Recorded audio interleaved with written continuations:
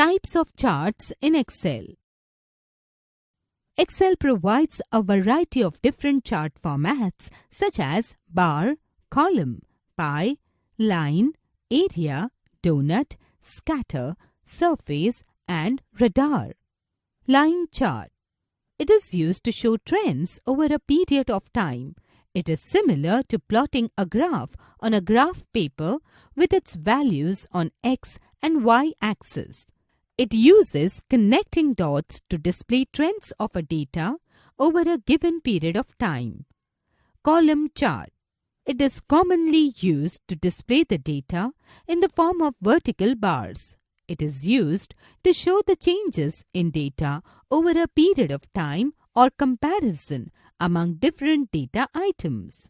The categories are represented on the horizontal axis and the values are represented on the vertical axis.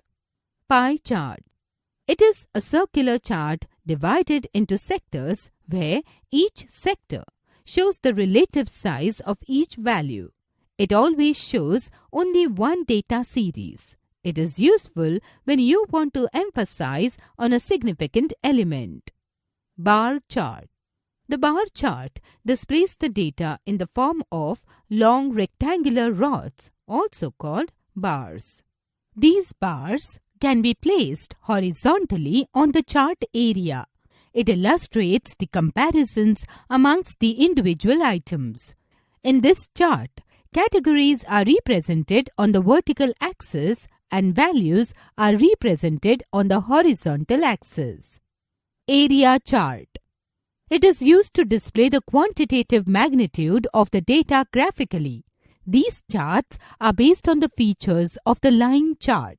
They basically emphasize the area between the line and the axis with the help of the colors, textures, pictures, etc.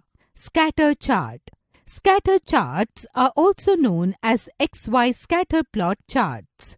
These charts show the correlations between the two sets of values. The X and Y axes are used to represent the data plots on the chart.